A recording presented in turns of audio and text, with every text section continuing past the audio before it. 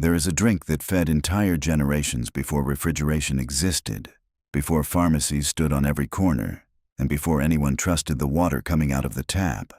It cost almost nothing to make. It needed no machinery, no electricity, no special training.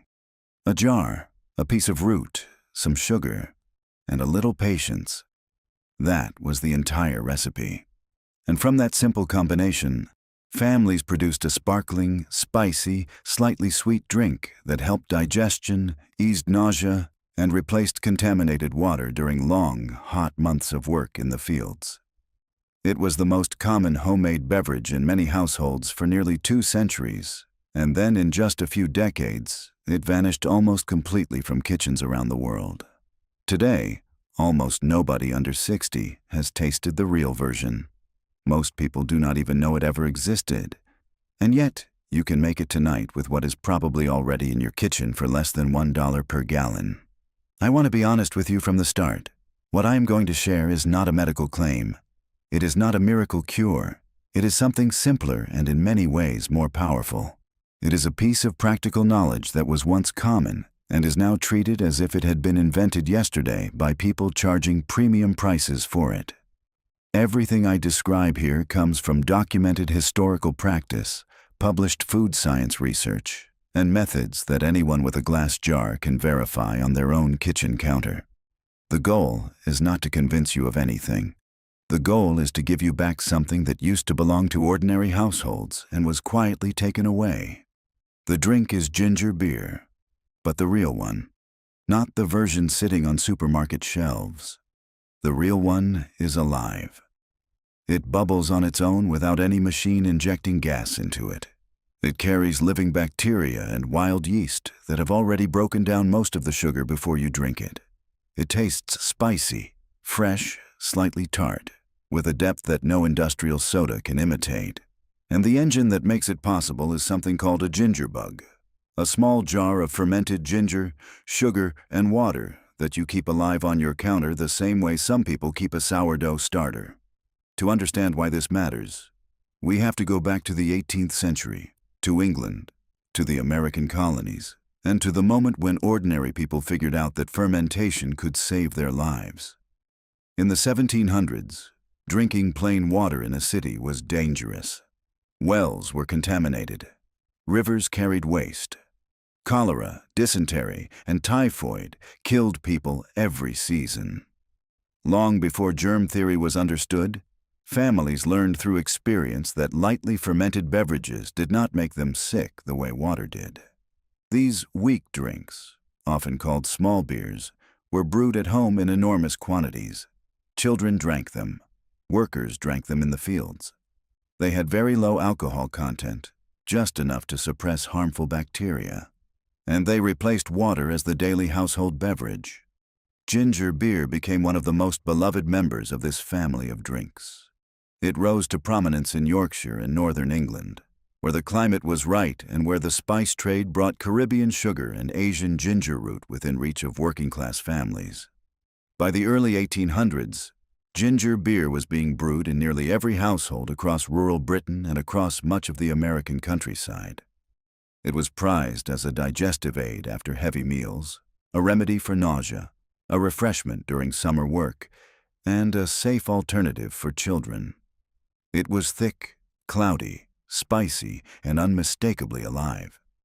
Some households kept their fermentation cultures going for decades, passing them between neighbors the way recipes were passed between generations. Then something happened that almost nobody talks about. In 1855, the British government passed excise laws that taxed any beverage above 2% alcohol. To stay below the limit, brewers cut their fermentation times in half, then in half again. The deep biological transformation that gave the drink its complexity and its medicinal value was sacrificed for legal compliance. Around the same time, a different revolution was beginning on the other side of the Atlantic.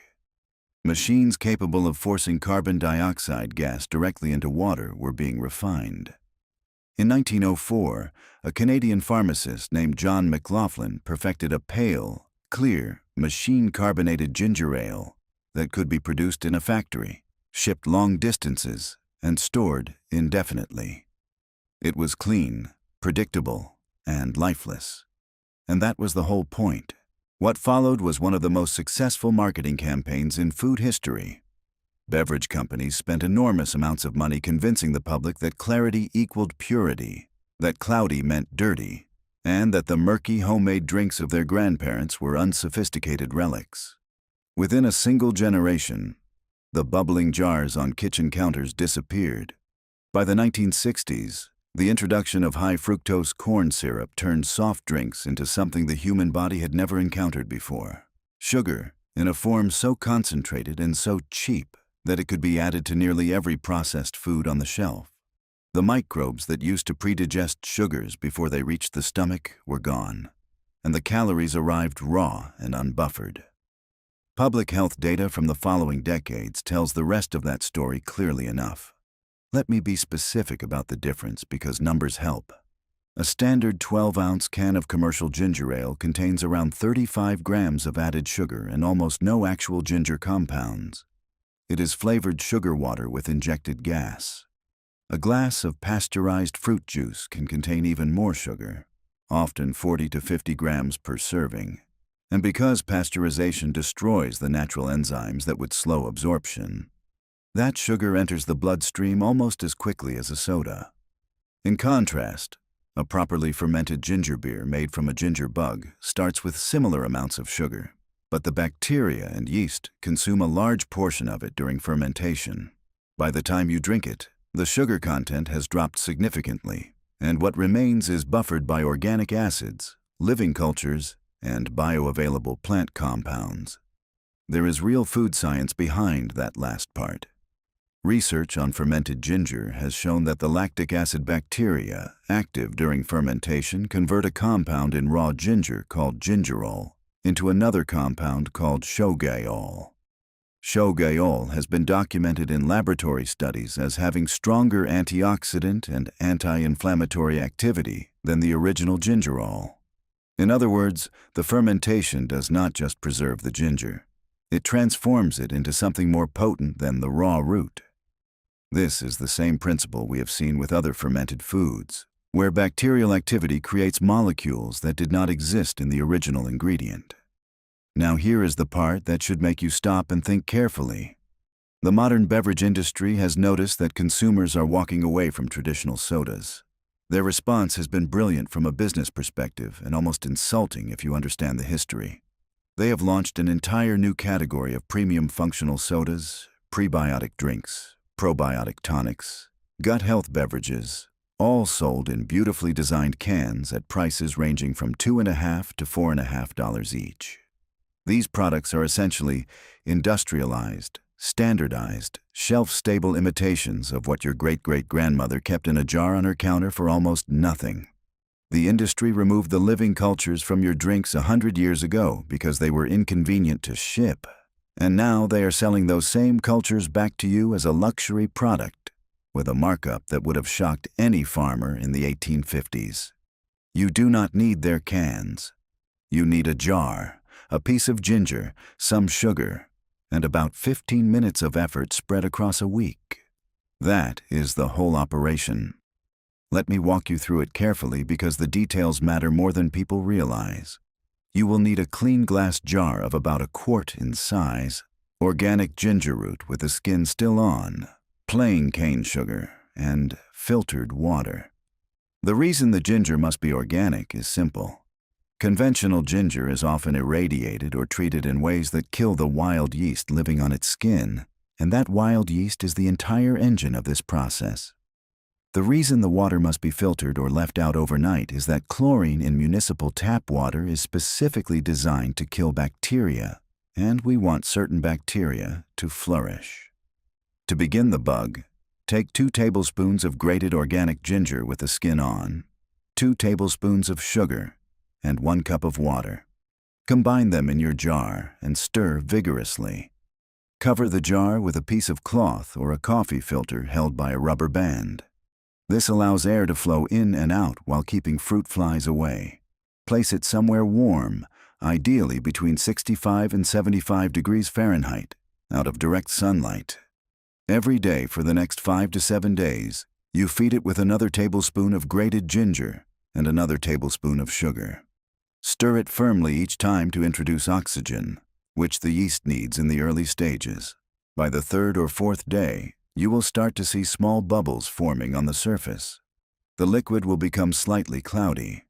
When you stir it, you will hear a soft hiss, like the sound of opening a can of soda. That is the signal. The wild yeast and the lactobacillus bacteria have established themselves, and the bug is alive. In cooler kitchens, this can take up to 10 days. There is no exact schedule. You are working with biology, not with a microwave, and you learn to read the signs the same way a baker learns to read dough. Once the bug is active, you can use it to brew the actual drink. Bring half a gallon of water to a boil with a generous handful of sliced fresh ginger, somewhere between 3 and 5 ounces, depending on how spicy you like it. Let it simmer for about 20 minutes. Remove it from the heat, add about 1 cup of sugar, and stir until completely dissolved. Now comes the most important step that beginners often skip. Let the liquid cool completely to room temperature. If you add your ginger bug to hot liquid, you will kill the living cultures instantly, and your batch will go nowhere. When the ginger tea is cool, strain it into a clean container, add half a cup of your active ginger bug liquid, and stir gently. You can add fruit juice, berries, citrus zest, herbs like rosemary or basil, or leave it pure. Each variation has its own character. Pour the mixture into flip-top fermentation bottles, the kind with a rubber gasket and a wire closure. These are essential. Regular bottles can build dangerous pressure during the second fermentation. Leave the bottles at room temperature for 2 to 3 days. During this time, the cultures consume the remaining sugar and produce natural carbonation.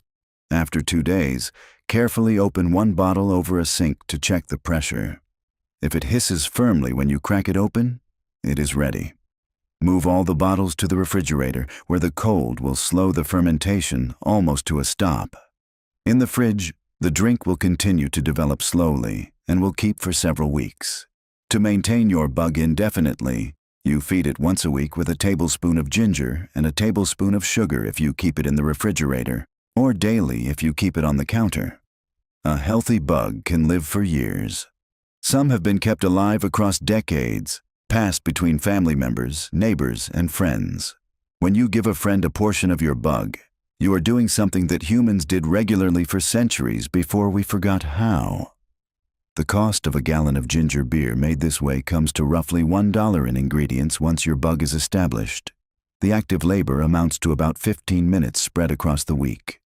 Compare that with what you would pay for the equivalent volume of premium functional soda at the store, and the math becomes uncomfortable. You are looking at a price difference of 40 to 50 times for a product that, in many ways, is inferior to what you can make at home, because the commercial version has been pasteurized, filtered, and standardized in ways that strip out most of what makes the traditional drink valuable.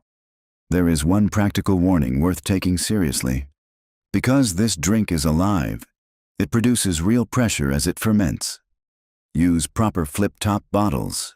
Burp them if you are unsure. Move them to the fridge when carbonation is reached. People who ignore this advice sometimes discover the consequences in the form of a sticky kitchen ceiling. The biology is forgiving in most ways, but unforgiving about pressure. So why did we stop making it? Not because it stopped working. Not because something better arrived. We stopped making it because a slow-living drink does not fit a system built on factories, trucking routes, expiration dates, and brand loyalty. A jar of ginger bug on your counter is invisible to the economy. It produces no receipts, no recurring purchases, no marketing data. It belongs entirely to you, and that is exactly why it disappeared from public view and exactly why it is worth bringing back. If this kind of forgotten knowledge interests you, the kind that quietly returns capability to ordinary kitchens, subscribe to the channel and stay for the next one. Try 1 batch this week. Pay attention to what happens. Notice the smell, the bubbles, the small daily changes in the jar. Within a week, you will have something nobody can sell you at any price: the ability to produce a fresh, living, fermented drink whenever you want, for as long as you want, with ingredients that cost almost nothing. The recipe waited 2 centuries for you to find it again. Now it is yours.